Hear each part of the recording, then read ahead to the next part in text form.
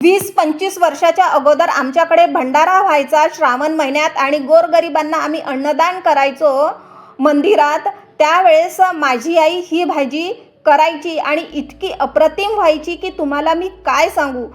चला तर मग आज मी तीच भाजी तुमच्यासोबत शेअर करत आहे थेट सावजीच्या स्वयंपाकघरातनं। चला तर मग आता आपण रेसिपीला सुरुवात करूया। कोहळं घेतलं, कोहळ्याच्या फोडी कापून घेतल्या। आमच्याकडे याला कोहळं म्हणतात नागपूरला, काही भागात भोपळा पण म्हणतात। फोडी कापून घेतल्या। आता एका भांड्यात तेल घेतलं, मोहरी घातली, जिरं घातलं। छान मोहरी तडतडू द्यायची आहे, जिरं छान फुलू द्यायचं आहे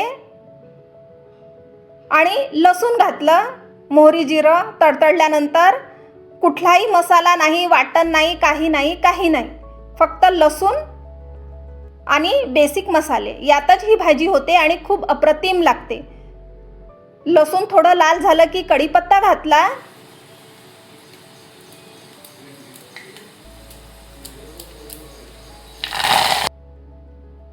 थोडं हिंग घातलं, छान परतून घेतलं। आता यात आपण कोहळ्याच्या किंवा भोपळ्याच्या फोडी घालू, लाल भोपळा।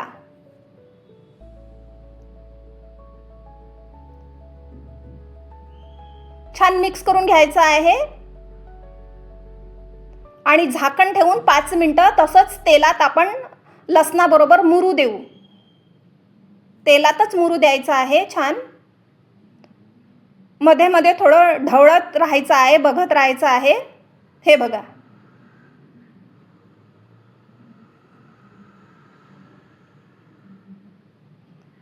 छान मुरू द्यायचं आहे।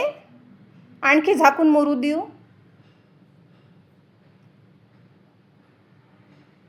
हे बघा 50% शिजलेलं आहे। आता यात सुके मसाले घालायचे आहे। हळद, लाल तिखट, धणे जिरे पावडर, गूळ, चवीपुरतं मीठ।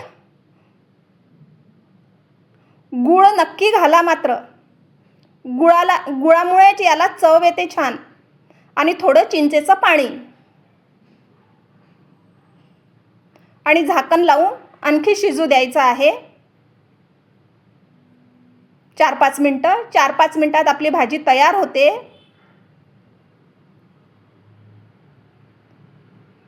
ऑलमोस्ट आपली भाजी शिजलेली आहे। हे बघा किती छान दिसत आहे, मस्त।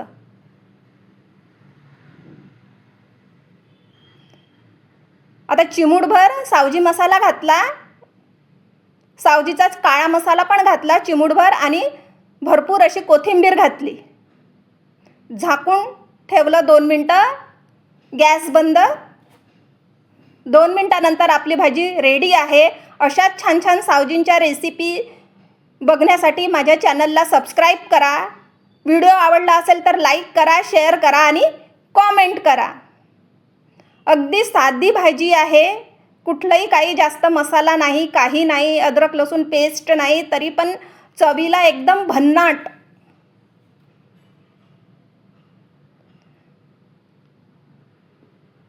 खूप कमी मसाल्यात ही भाजी होते, एकदम सोपी आहे। वाव, मस्त।